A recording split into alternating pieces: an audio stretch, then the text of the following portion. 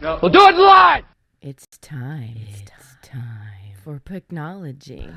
Pucknology. After dark. After dark. Oh my.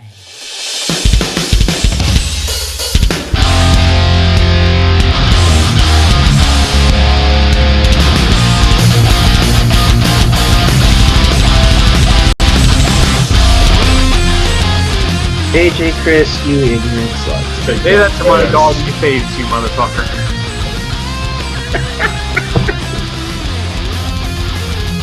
This is the guy the Sharks are banking on the Celtics.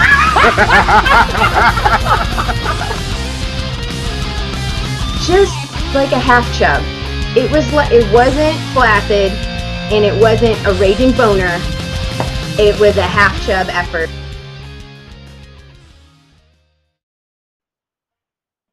Oh my goodness. If there was ever a game where the refs are dictating the game, it was tonight. But we'll get on to that. But first, welcome to this edition of Pucknology After Dark, following a 6-3 Sharks loss to the Colorado Avalanche. If you want to be a part of the show, feel free to do so using the hashtag Pucknology After Dark. You can use that to comment about the game, ask questions, do whatever Sharks related.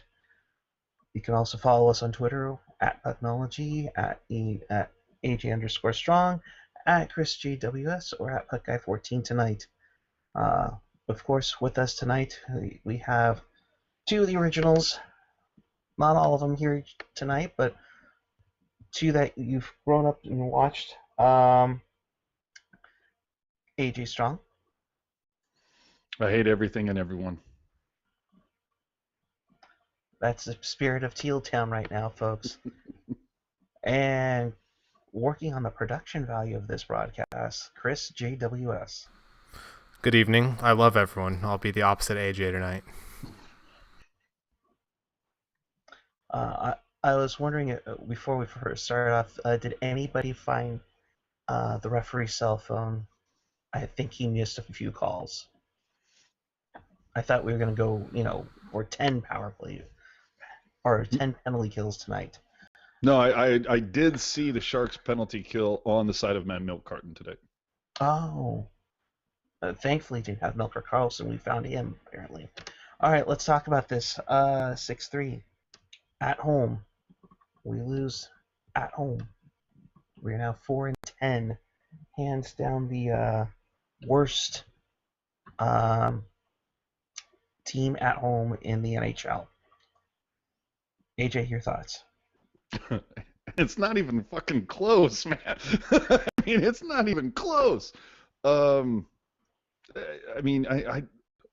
you figure it out. I mean, you tell me. How is it that this team cannot get it together on home ice? And the weird thing is, tonight, for the most part, they controlled the play on 5-on-5 for the most part. They were dominating the game. Now, granted, you're going to get yourself into a hole when you spend half the first period on the power play. But, coming out of it, just only down 2-1, what was it? Shots were 9-9 after the first, and then all of a sudden it was like shots were like 31-17 or something. I mean, the Sharks carried the play. The whole thing that did them in tonight was no penalty kill and taking a ton of lazy penalties. Chris? Yeah, very frustrating to watch. Like you said, they did almost everything right tonight. The only two really major mistakes they made were their penalty kill going completely MIA, which is completely uncharacteristic of them, and then a lot of sloppy and lazy penalties. Like, everything else tonight was really good. Their power play, even though they didn't score, it was dangerous for the most part. They were moving the puck, they were attacking the net, and they did everything but score. They dominated play 5-on-5. Like, they looked really good most of the game. It's just, it's one of those nights. Like I said, I don't know what it is, the home ice thing. I don't think there's anything really special about it other than just luck sometimes. But yeah, it's been one of those games. Yeah, a couple of those pucks that went in were pretty ridiculous, but once again, we're done in by the curse of the backup goaltender, Eric. Yeah, I mean, in the sense, this case, it's their number 3 goaltender, just because Varlamov played the night before. Yes, the Avalanche played last night and lost to Arizona, while the Sharks had 5 days off, and they looked like a team that had 5 days off. They were rusty, didn't look like they were ready to go. Um, See, I would disagree with that. I felt like they skated well. They just took some lazy penalties. I mean, you don't need to hook if I just don't get it. They were dominating so much play. How are you going to take these lazy penalties? Yeah, that's the I agree with thing. AJ. Like a lot of it was lazy penalties. Like that's real. I mean, because every time they went on the penalty kill, that's when you knew that Colorado was going to score after a while there. Right, but that's the thing is that they were taking lazy penalties because they weren't moving their feet. They were using their stick to try to, break up plays, and that's what got them on the hooking, the slashing. Uh, we feel like calling Colorado for a power play. It looks like it just looked like that, and that's from being lazy and being off for Fridays. They didn't look like they were fresh and ready to get at it. They looked a little lazy and tired. And in the third period, we always talk about how the Sharks are always in the back of the back situation. Oh, they look rough. They look tired. Colorado looked pretty fresh for playing their sixth period in less than 24 hours. Well, Well, they that's didn't the look. difference. So you don't have to breathe that thin air. They didn't look like they looked pretty fairly fresh to me throughout the game. I mean, I know we call them lazy, but to me, like a lot of it was also unnecessary penalties. It wasn't like because they had to take them because they were out of position. Like a lot of times they weren't. The guys weren't necessarily completely out of position. They could have skated a little harder, not taking the penalty. Like they weren't even necessary. Like they had the ability to not take them. Like there's those times when like you see someone's tired, and that's like the only thing they feel like they can do at that point. So I don't know. It's very confusing to me. Like what was going on with the discipline tonight. Well, I know that I don't think Eric has done his preamble about do us a favor if you could and subscribe and all that, and interacting with the show, of course, on Twitter and the Google chat. But on the Google chat, one of our loyal watchers, Quakes fan 84, pointing out a couple things, saying it's just weird how they were moving the puck and their feet on offense, but not on defense, and you can't really call a team that dominates shots attempted and puck movement lazy. But they're just felt. I mean, I'm sorry, just hooking penalties, stuff like that. That's a lack of. I don't even know what. I mean, they dominated 5-on-5 and just should we just blame it on Mike Brown, Chris? Is that what it was? Too much grit on the team? Mike Brown was kind of to me. I mean, he actually wasn't that bad tonight for the most part. Like he actually made like. I think I threw up my, I'm hey hooray I'm useful. I threw up that graphic at least 2 or 3 times tonight. Like he actually did some things right. Tonight, I don't know. There is no one culprit tonight. I mean, other than whoever is out there on the PK, because Colorado just sliced and diced their penalty kill, and they had just gotten to 6th in the league. Like they were something like 90-something% since like mid-November. So the PK's been pretty damn good, and just it took a night off tonight. Yeah, it looked awful, absolutely awful. The out of positioning, you name it. I mean, they had some shorthanded chances, but just did not get their way. Mike Brown, total of 7-18 on ice time tonight, but he did make some nice plays. He beat out an icing call. He threw some body checks. Didn't take anything dumb, which is good. He had. He didn't have any penalties. He's had 4 hits, a shot on goal, and he does have that speed, which is nice to have when you have Tomas Hertl on your fourth line. Oh boy, that's just such a mic drop comment, considering what transpired on Twitter this evening. So AJ, you want to fill everyone in for those who did not see that little exchange. So before we go into it. No, I don't, because you're going to make me say the name. You do it. Oh, dude, I don't even have a beer with me. So anyways, Kevin Kurz dropped a lovely comment to the effect of Hertl, once Couture's back, will be lucky to not be a healthy scratch. And I didn't even see that the first time until I saw Andy Bench reply to that and just be like, serious, dude. I didn't see much of their exchange after that because I was like, oh, this can go nowhere, but awesome. But I was too busy watching the game. But the whole, I'm sorry, when you have Mike Brown playing almost every game, you cannot say Hurdle's anywhere close to being a legitimately healthy scratch. If they were to scratch a healthy Hurdle over Brown, and have Brown play, they'd be out of their fucking minds. Your thoughts, AJ? We did. I was going to say we did see Hurdle and Wingles scratch as healthy scratches for one game, but that was clearly had to do with the coach not seeing enough effort from them. They had to be harder to play against.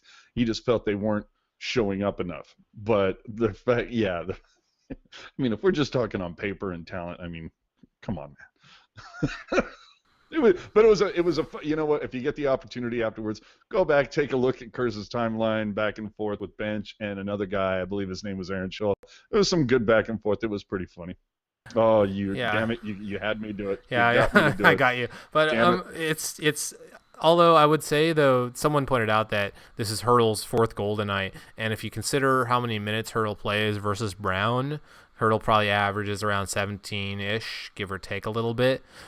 If you look at his rate per minute of goals, it's actually probably not that much better than Brown's. But we all know that's an anomaly. Like that's, and Brown actually is above his career. If you look at his total scoring for his career, he's actually, with one goal, he's on pace to have a great season for him. So, yeah, no, there's no comparison. Hurdle is clearly a better option if they're both healthy. It's not even close. So it's kind of I don't even know what Kurz is trying to go for, if he's trying to defend his ridiculous position of how misguided anyone is for thinking that Brown and Haley don't belong in an NHL lineup. So.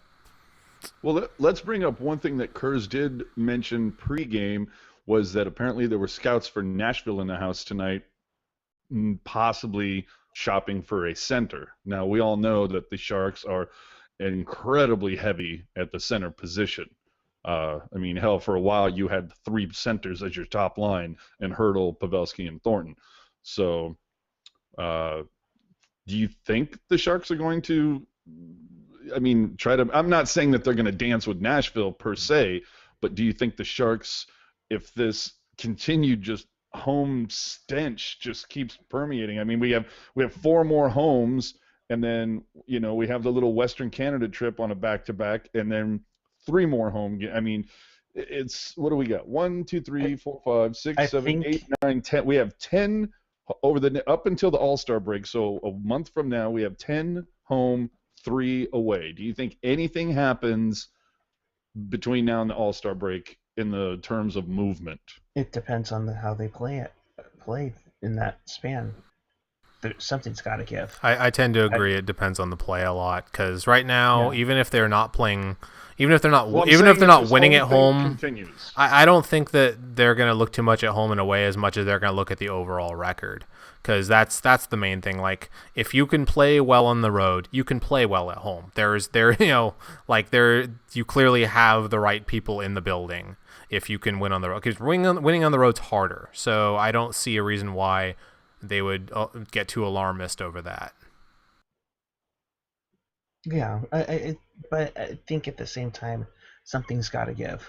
And rather than wait till after April, if the regular season's over and they're not going to the playoffs, because let's be real here, while they sit out right now, they still have a shot. But I think right now is you have to think about, okay, you have Waugh coming up in the minor league system, or in junior right now. You're going to have Timo Meyer come up. You have Goldobin and Gudra waiting and the Barracuda right now, plus whoever you draft. You have to start thinking about who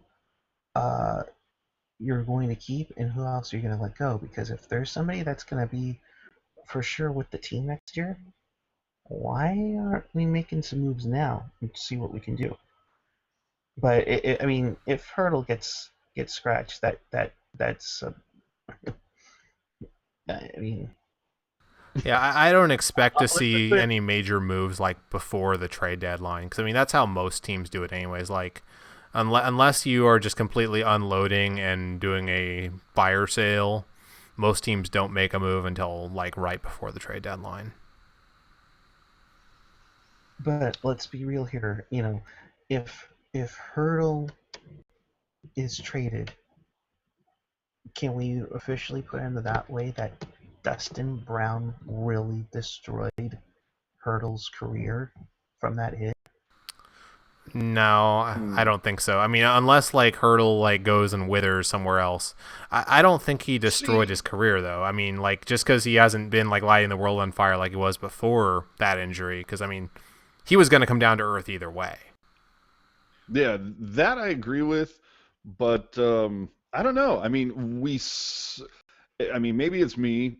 I saw a clear difference in Brad Stewart's play after being hit by Jody Shelley. I saw a clear difference in Dan Boyle's play after the LaPerriere. I mean, there are hits that can make a difference, and maybe it's just coincidental, but I think we do need to see Hurdle a bit more. I think another thing we have to take into account with Hurdle is this has been a season where we're still not even halfway into it, and he's been jumbled around. He's up. He's on the top line for 1 second, then he's on the second line with Couture out. He's centering the second line, then he's in the third line. Now he's on the fourth line. I mean, we've kind of covered this before, where Tierney, we all believe, I think, that he is a pretty talented guy who could project him in a couple seasons to be this team's number 2 center, and I think we just need to see him get some stability. When Tierney has good people around him, he tends to elevate his play. Hurdle was skating with Brown tonight. Well, although Brown did make a nice play tonight to keep the puck in on the blue line to feed Hurdle, who took it down low and got a nice chance. So yeah, like I said, he did make some good plays tonight. I think also we're looking too much at the scoring numbers with Hurdle when we say, we're talking about how his game has been, because he's been one of our best 5v5 face-off men. He's actually done a pretty darn good job against some tougher competition this season. So he's done some good things. Like, it's not, and then keep in mind, this is what, his second real full season as in the NHL. So he's got plenty of time to get it all right, and maybe we'll see that ridiculous Hurdle we saw like at the beginning of his career again. But I wouldn't worry too much. I think there's a lot of other things on this team that I'm much more worried about than Hurdle. Yeah, and Hurdle just turned 22. I mean, give him a couple exactly. He's got a lot of time to get it right. Would you guys think about maybe putting him on a wing if we're concerned about his scoring? I liked him at wing, to be honest with you. I think either way. I mean, it depends on what you're trying to achieve with him. Like, I think he's good at center. He's done some good job setting guys up. He's done a good job in the face-off circle. So I think it just depends on what you're trying to get out of him, and also depends on who else is healthy. Like, if Couture's healthy to play that kind of defensive center shutdown role, then by all means, I'd say like maybe move Hurdle to try and generate more scoring. Yeah. I want to jump on the Twitter machine really quick from Uncle Darren Stephen McKinnon's hat trick. He is 20 years old, 118 days. He is the youngest Nordique/Avalanche player to have a hat trick versus the San Jose Sharks. Wow. Need we say more? That sounds like a Dan Ruzanowski type stat. It is a sixth regular season hat trick by a Nordique/Avalanche, and the first since Steven Reinbrecht in January of 2003. So we're going back almost 13 years. Wow. And then a question from QuakesFan84. LOL, if Hurdle gets scratched regularly over Brown, what does that say regarding Sharks development? I wouldn't say it says anything about Sharks development. I would say it says something about Sharks coaching. Like, like I would be like calling for DeBoer's head if that happened with any consistency. Absolutely. But Well, I just go back to how productive. You think about like I know we tend to, or at least I tend to equate sometimes to the 49ers or whatever, but Harbaugh, when he was coaching the Niners, you saw what he did with players. He put them in positions to succeed. Hurdle, I don't know if he's being put in a position to succeed. I would like to see him play wing with Thornton and Pavelski for 5 games and see if he gets a scoring touch back. When he was scoring, it was on that top line playing wing with Thornton, and granted also with Burns. And when you've got, that Wookiee out there skating around, moving people out of your way, it's probably a little bit easier to find the net. Right. But the fact is that it was something that was working pretty damn well. And when you're this heavy at center, I think it's something to at least look at once everybody is healthy, once Couture's back and you have that option. And that is something that I do think we need to touch on is Couture coming back. But I would like to see Hurdle just – it's that idea of put him where – either put him where he's going to be, for the long term, or just put him in a place to succeed. I don't know if those two things are mutually exclusive, but I feel like I would like to see him on the top line, getting more looks, put him at wing, takes it, and for me, if I feel like it takes a little bit of pressure off of him, especially when he's out there with Pavelski, that he's going to get some looks. I'd like to see that. He's a big kid, and I think it would help his confidence as well. Yep, I completely agree with you, AJ. I think and injuries are a part of the whole situation with Hurdle. I think that's a big factor. And there's your transition right there. So we have news on 2 injury fronts from first Couture and then Raffi Torres. I want to start with Raffi Torres real quick first because as the resident knee injury expert on the show, I said this on Twitter at the time I heard that he was having another surgery. I would be shocked if he plays 20 games in a season ever again. Like, I think he's probably done at this point. Like, there's a certain point I found you hit with knee injuries where if you have the same thing operated on again repeatedly, it's probably never going to get better. Like, that's usually all she wrote. Like, knees are very tricky things. So sad to see that, but I think maybe we see a few games from the season, but I don't think we ever see him as a full-time NHL player again.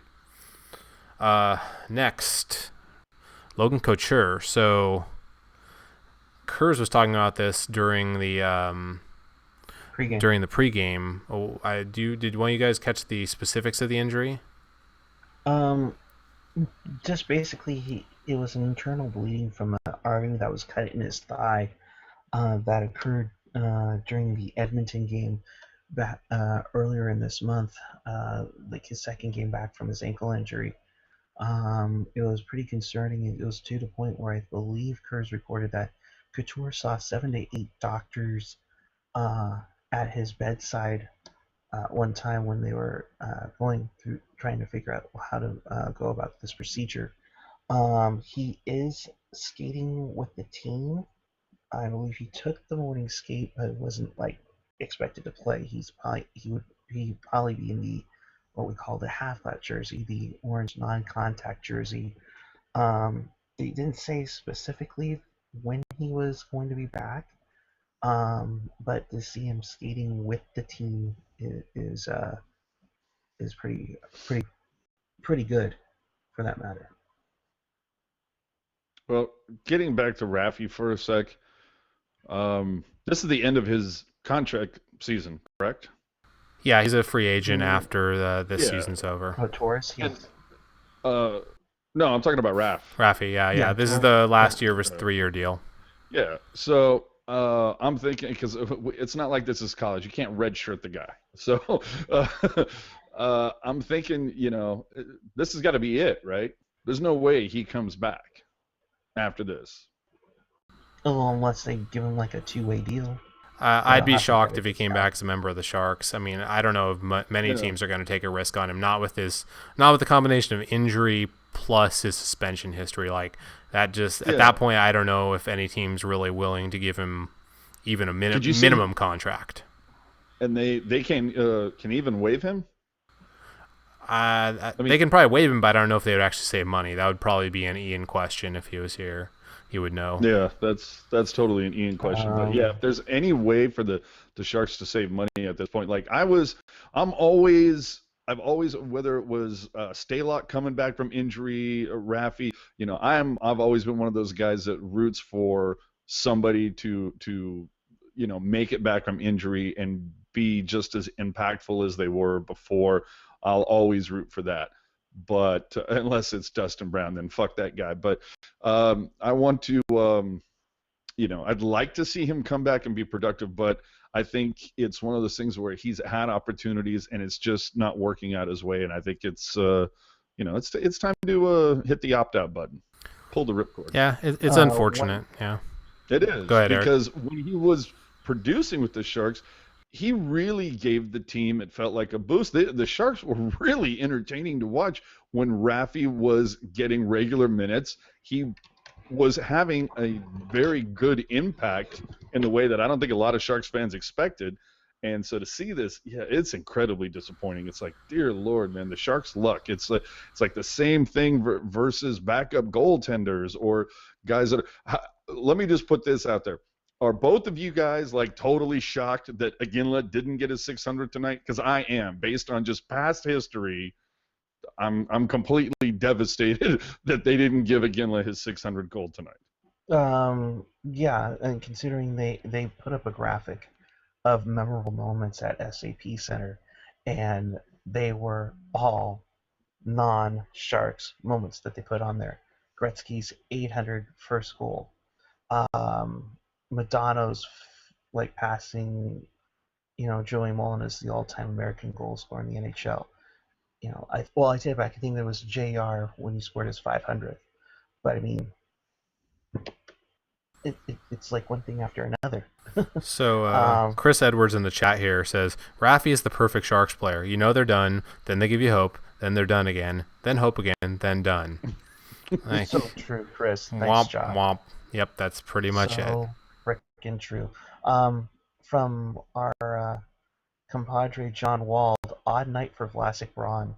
Vlasic on for 5 goals against, Braun on for 4. Wow. Yeah, there was I think a lot of that had to do with them being on the penalty kill, because those guys are mainstays on the penalty kill. But yeah, I mean, it was surprising. I mean, I really don't know what was going on there. I'd be curious to see someone who knows hockey way better than I break down the penalty kill and explain what the hell was going on, because I've never seen them that bad all season. I don't think.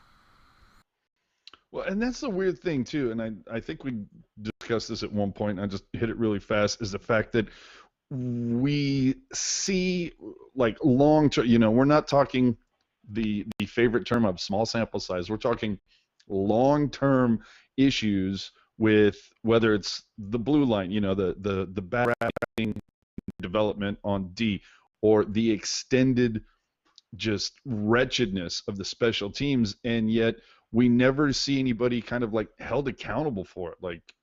I mean, granted, I'm not expecting to see somebody fired necessarily, but it just makes you wonder. It's like, did they even work on the penalty kill or special teams at all during the break? No, I don't even think they're allowed to meet up during the break. Well, I don't think they would need to, really, because I mean, it's not like you lose that in 5 days. I would think, yeah, it is bizarre, but I think maybe we are overreacting a bit, because we could very well see them go out next game and be just fine. It might be just a 1-game anomaly, because I mean, those do happen. So I would say look for a pattern before we start freaking out that the penalty kill's gone to complete shit. And they will be practicing that tomorrow, because I don't think anyone's gonna I don't think the players are happy with that, because I mean, they know they hold tight on the penalty kill tonight, they win. I think they run away with the game, if they can actually kill a penalty tonight. Yeah. Landy chiming in on the chat. Nieto and Wingles look bad on the PK, giving up open looks all over the place. Yeah, I mean, well, you can go with anybody, but yeah, Nieto and Wingles have looked bad, and be honest, they've looked bad, not just on the PK this season, Yeah. but in all other aspects of the game. No, I'll give you that. And I'm still at the point where I'm going, why is Nieto playing second line minutes? But that's just me. And then they started line juggling tonight. Zubris was on early on in the first line, then they moved him back to the fourth line and moved Carlson up, and Carlson gets a goal. He gets off the schneid. It's like his first goal since he scored that overtime goal against Philly back in November. Just, It's very disheartening. You can tell, like we're all kind of, you know what? Let's just I feel like we kind of covered the game for the most part tonight. It's essentially a story of just bad special teams. Like we said, kind of like to sum up, we felt like the Sharks controlled the play for the most part when it was 5-on-5, as we had stated, spending half of the first period on the on the penalty kill. It's not going to do much good for anybody. You're going to wear out guys early. But I liked what I saw from the power play. It seems like it's very close to just breaking through. If they can work on the penalty kill, just tighten up the special teams. I think it could. Jesus Christ, it could have been so much of a difference tonight. So let's see what happens when Philadelphia comes in on Wednesday, a game that I will actually be at. Funnily enough, our friend and frequent contributor, Rocket Backhander, was at the game, and believe it or not, boys, the Sharks called this off as a announced sellout. Now, I think we both know that is tickets scanned and not, or tickets sold and not tickets scanned. Yeah.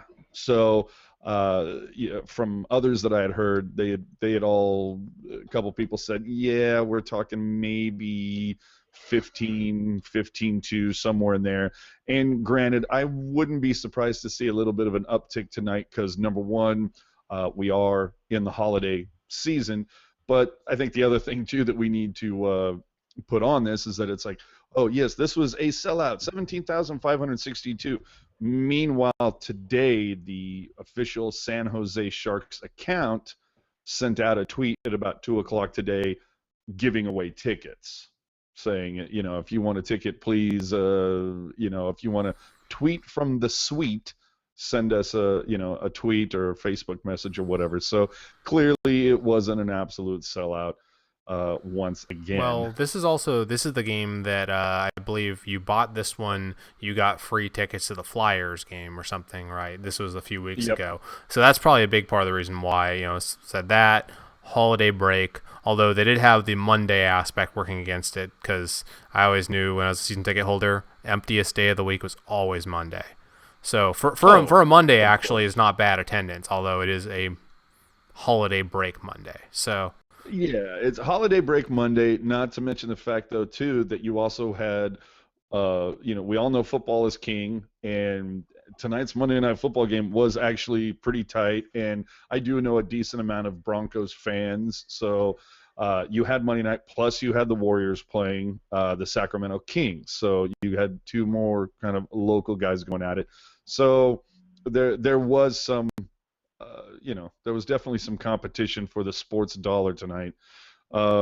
We do have a question on the Twitter machine. How much, and God damn it, Ian, where the hell are you when we need you?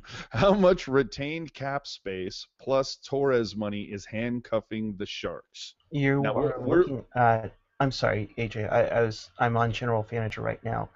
First off, because we're still playing Burrish, right? Burrish is 616,000. Throw in Jason Demers 1.19, and Rafi's 2 million.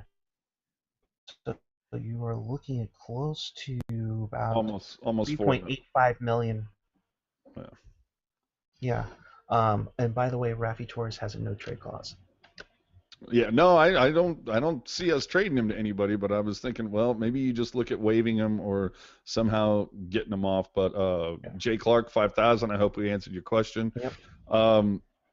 The other thing that I did kind of want to gloss over, and this was brought to you by our friend and compatriot Slushy Jake.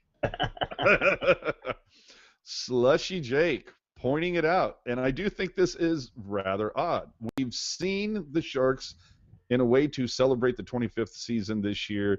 They have the earlier they had the website set up to vote for the best defenseman in the Sharks history or whatnot. Vote for your favorite goalie, and now they've switched over to forwards. The list has been posted for the forwards, and they have 20 different names. Do you guys find it odd, and I'll shoot this over to Eric first, that Mr. Shark himself, Patrick Marleau, is not on this list? That is, I'm sorry. Even if you are trying to get rid of Patrick Marleau, that is an absolute travesty. Now, let me preface this. Now, the thing is that when I first heard that Patty was on the list, I was thinking to myself, well, maybe they're just not including current skaters. But Joe Thornton is, in fact, on the list. I'm going to guess it's either one, a accidental omission that'll get corrected, or two, they're just going to put him in there because, I mean, he has to be in there. You can't not have him in there. That's what I'm saying. It's like the only Shark to ever wear all 4 iterations of the jersey, and as I stated, to me it's if you didn't have Thornton, you didn't have Pavelski on the list, well then you go, well maybe they're not including current Sharks, but the fact that they have both Pavelski and Thornton, but not Marleau, considering all the numbers he owns for the Sharks, that is a glaring oversight that I just don't understand how you make. Yeah, I mean, how do you not? How do you not? I mean, that's absolutely ridiculous. I mean, whoever did that, whoever set up that page, or whoever set that up, do you work for the Sharks? And if you do, how do you mess that up? Well, and you look at some of the names that are on here. Now, I'm not trying to disparage any of these players per se, but I'm just talking in comparison. Is, putting in Jonathan Chichu. Well, he won the Richard. Okay, at least there's something to. I'm not saying that is a reason, but I'm saying at least there's something you can point at. Owen Nolan, probably the most beloved captain the team has ever had. Ray Whitney, well, he's on the list just because Eric gets a chubby whenever he hears the name. And I'm sorry, Logan Couture. So there is another current forward on here, but. And you've got some of the usual suspects, Friesen, Ricci, Pavelski, Thornton, but then you've got names like Makarov, Larionov, Teemu Solani, Danny Heatley, Devin Setaguchi. Really, these are names that you're going to put over, Patrick Marleau, or my personal favorite that's on the list, Pat Falloon. And there's even Scott Thornton and Jeff Odgers in there. So... It's just I'm not even sure who came up with this list, but there's how he is not part of the top 5. I wouldn't even understand. Like Thornton, Pavelski, Nolan. What came into my mind? It was like Nolan, Pavelski, Thornton, Ricci, Marleau. Like that should have automatically been the first 5. Yeah, I think there's a couple that they should have just automatically put in there if they're going to do it. I mean, I don't know what they're going to do with Marleau, but I assume that that's the most reasonable explanation. But there's a handful of guys that should just go in there, period, no question. Thornton should be a no doubt go in there. Nolan, too, like you said.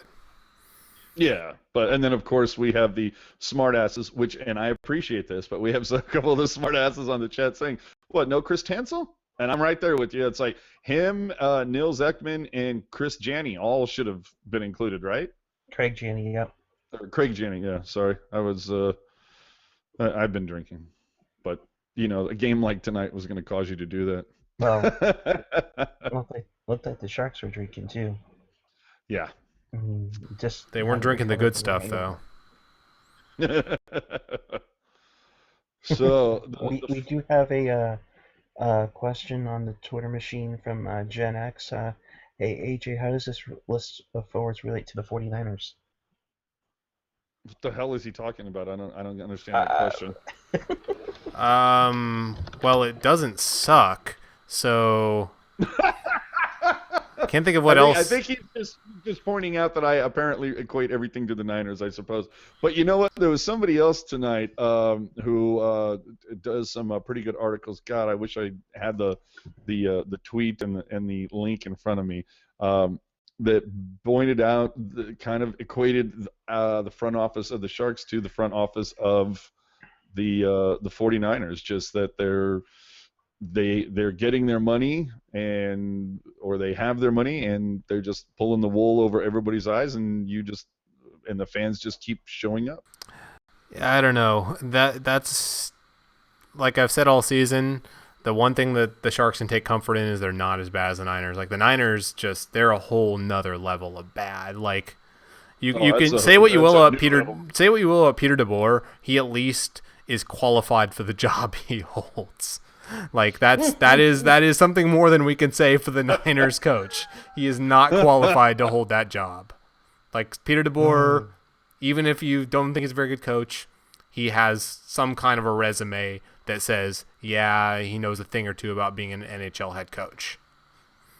But the Niners, yeah, I mean, it is a little troubling. That I think it was Wilson they asked, like, on the radio one time, who around here in other sports, are you friends with, or do you have a lot of respect for, or do you consider a close, I don't know what the word they used was, but he said Trent Baalke, yeah, like a peer you respect a lot, and he said Trent Baalke.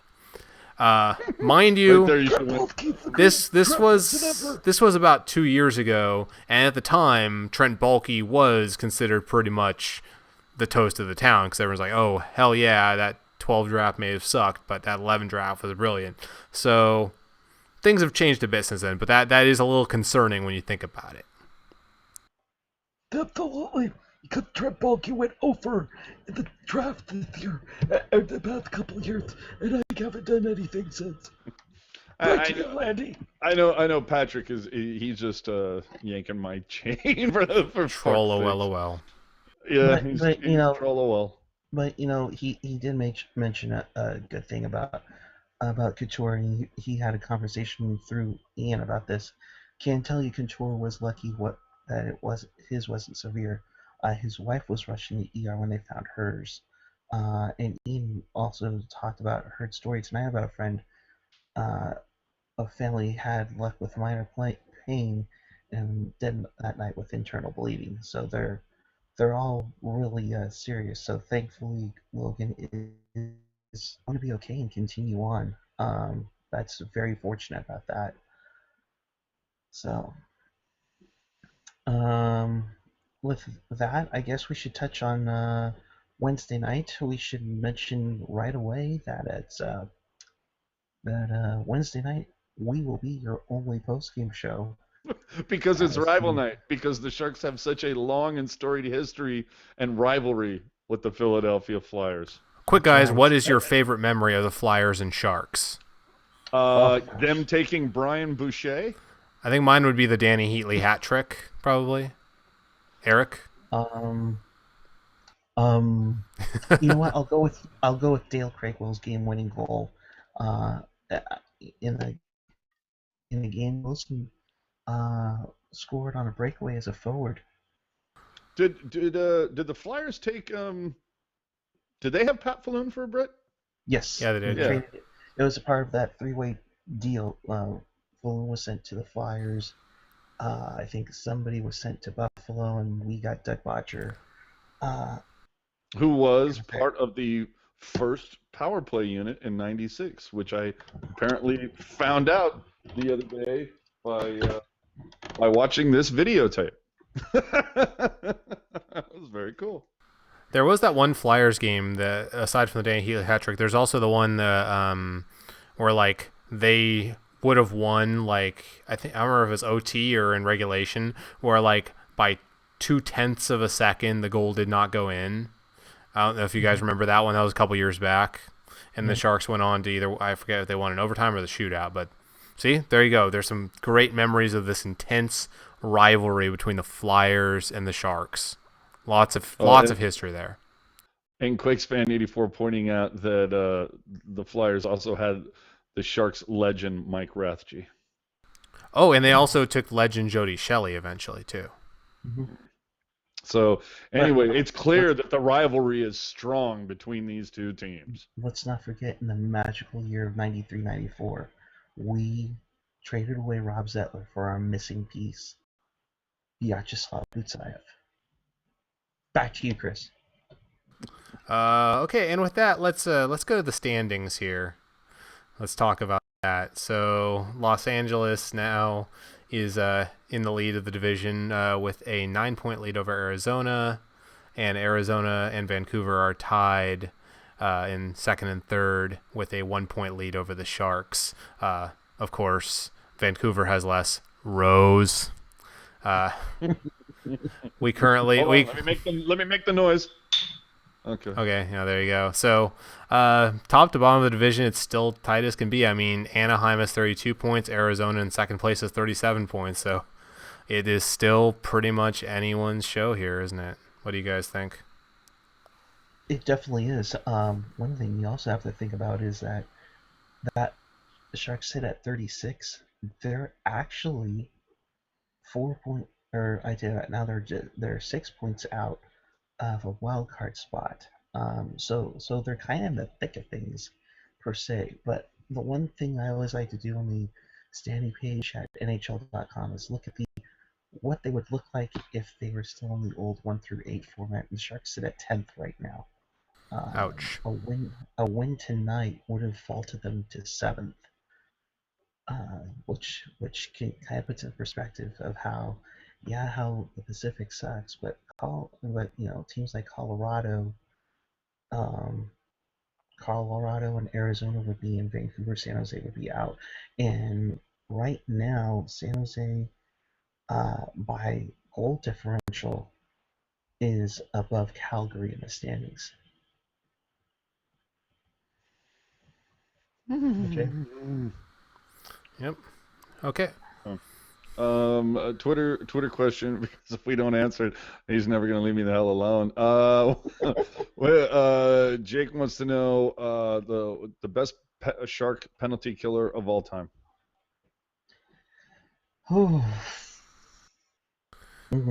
Chris, go first. That's He says, hard. I mean, I would go with someone off the units from I think 07 to 09 when they were consistently a top 5 unit. I mean, the big guys in that were like Patrick Marleau. For me, it probably is Marleau. He's saying Alan McCauley. I would have gone Ricci. Or either Scott Nickel or Scott Nickel's a good choice. Scott Nickel's or Manny Malhotra. Yeah, I think I'll just go with Marleau, safe pick, because he was a big piece of those units for a good 3-year stretch there where they were pretty damn good. And Chris Edwards saying Adam Burish, easily. Yeah, if only for the Burish was a good PKer, but for those 3 games he played, yeah, it was awesome. He had that the downward dog or whatever, the downward desert dog pose. That was one of the funniest things I've ever seen. I just remember the camera panning away, and then suddenly you see him in that pose, and you're like, what the hell just happened? That was pretty brilliant. All right, so moving on, like we said, to the Flyers. Once again, I said I'll be at the game because I feel like an asshole who wants to pay $65 for 2 wine glasses with the Sharks logo on them. Oh hey, and it's Kyle McLaren, right? Or is that Saturday? I'm sorry? Is it Kyle McLaren Heritage Night that night too? Isn't that against? Wait a minute, Heritage. The next Heritage game we play is against Detroit. Alumni Night. I mean. Oh, Alumni. That's against Winnipeg, isn't it, on Saturday? Yeah, maybe that's Winnipeg, but well, all right. Well, you have fun at Ladies' Night. Are you going with a nice outfit for this game? It depends on if Rocket Backhander brings me something pretty. Oh. You better bring the fishnet tights, Rocket. Come on now. Absolutely. Oh, you know what though? Going back, if you remember, this just popped into my head. A few weeks back, we had talked about when the next Sharks announced sellout would be, and I had said Detroit. I don't think anybody had said Colorado. I don't remember if it was on the show or not, but that was my pick. Like, Oh, it was? yeah. Well, I mean, I think I don't remember if I was on the show or not. I remember I either said it in the chat or in here, but I said it because of the whole buy these, Holiday? get the Flyers tickets for free. Oh, That was why that was my pick. well done, good sir. Well done. I still will say though that there will actually be more butts in the seats versus Detroit. Rocket Backhander just letting me know that she will do what I can. She will do what she can when it comes to putting together my outfit for Ladies' Night on Wednesday. Where are the heels, AJ? Of course, the big ones. All right. Apparently, you can't hear me too well. I got nice fancy headphones for Christmas, and Rocket's telling me they can't hear me. So I'll try to be. The thing is that with I can barely hear myself without these. These are really nice high tech headphones, and it's very noise canceling to the point where I can you are not on a smooth jazz station. Or I'm talking Tiger Woods on the 18th hole. Par 4 green. And it's in the hole! It's in the hole! Scar! Hey, Scar! So my apologies if you couldn't hear me throughout this night. Get semi-open, not noise canceling. Oh, thank you, Gen X. I appreciate that. I'll look into it. I have another set I actually got for my birthday, so I'll try those out on the next show. And speaking of the next show, since it's Wednesday and there's nobody there, hey, Brody. Okay. Hint, Let's just kind of hint. wrap this up here. Let's just wrap this up with yeah, if we can get Brody on, that'd be fantastic. Let's well, and he seemed to be so jacked up about doing tonight, we might be able to get him. Jake wanting to know what was the best, because Jake is the only one who wants to know anything. Everybody else, they don't care. Jake wants to know what's the best gift you got for Christmas, Eric. Oh, for Christmas? Oh boy. I would say these headphones. I also have some Shark headphones. I also got a Stanley Cup Bluetooth speaker, which is pretty killer. Oh, I'd like to see that. He was That playing with sounds that pretty cool. before in our little pre-show thing. Yeah, it was pretty cool. Well, you guys go talk shit about me, and I'll go find it. I'll be right back. What was your best present, AJ? I think it's a cross between let's see. Probably a cross between these, which are the wireless in-ear Beats headphones. I've been wanting Bluetooth in-ear, and I tried out a pair from was it Sony or something a few months back, and the volume just absolutely sucked on it. I mean, there was no volume. It was a joke. So, I'm not a huge Beats guy by any way, shape, or form, but I got to give it up to them for at least on this one. They're the ones that have the best volume control. So I'll do that. Or it's a cross between that or the, what is this? The Elgato video capture, because I'm trying to go through miles and miles of old videotapes that I just want to get digitized, because as we know, everything should be digital. So trying to digitize my stuff, and I'll tweet out a link later. I don't know, for those of you who didn't see it, and I don't know that you'd be interested in it, but it was just a piece from 1996 when we were playing the Colorado Avalanche. It was just an intermission break where the Sharks cut to, what was it, Robert something or other. He was basically the original Brody Brazil, the guy that they would cut to at intermissions to to do his talk stuff. And what's so funny is that Brody breaks down the game with Curtis he'll break down that period. He talks about the, whether it was power plays, whatever. This guy, he was so clearly, no, he was just like, well, it's good to see that, and blah blah blah. And so the Robert guy then throws it over to Cheers, which is a bar that I used to work at, because now, as you know, the Sharks do the coolest game of the week or the coolest game of the night or whatever the hell the promotion is. They used to do it back in the 90s where it was coolest night of the week, and they would go to different bars. It wasn't just Silver Creek Sportsplex or Stanley's Ice. They would go to different bars throughout the Bay Area. One at Cheers. I remember there was one in Foster City I went to a couple times. They would go all over the place. I wish they still did that or would consider doing it again, but they had the guy who was the old Brody. They threw it to Cheers, and then their whole thing was, and here is a moment from the last 5 years because they were celebrating their 5th anniversary. So just to see the logo and everything, like I said, I'll put the link up. It's kind of funny to watch and just to see how far along the broadcast has actually come. What about you, Chris? It's a couple different things, but I mean, one, I got a lot of gift cards, and including Bevmo gift cards, so that's always that's always up there. That's always appreciated. Yeah, that's always up there. I got Starbucks cards, but I also got a $75 from my wife to the homebrew store, so I'll be making up some more batches very soon. Yes. Back to you, Eric. Thank you. The girlfriend got me a $100 gift card to the Sharks store, which is going to my Heritage jersey. But yeah, here is the speakers right around here. But that's a pretty nice replication of the Stanley Cup there for the Bluetooth. The Bluetooth, or you can put a wire in, and it'll. You might have to send me. You might have to send me a link for that.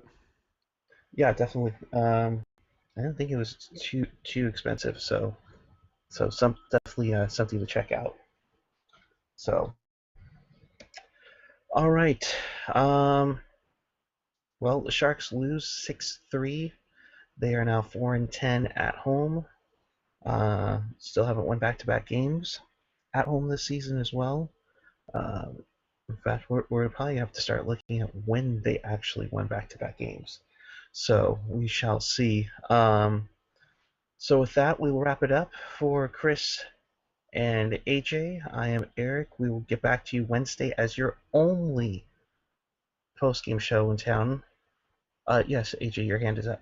I'm sorry. I just wanted to say the video that I was talking about, that I tried to post it in the Google chat. For some reason, it's not allowing me. So please, if you want to see it, just follow me on Twitter at AJ_strong, and I'll post it right now. Nice. And with that, we will bid you adieu. We will check back with you on Wednesday. And until then, keep it real, keep it fresh, keep it real fresh. Good night.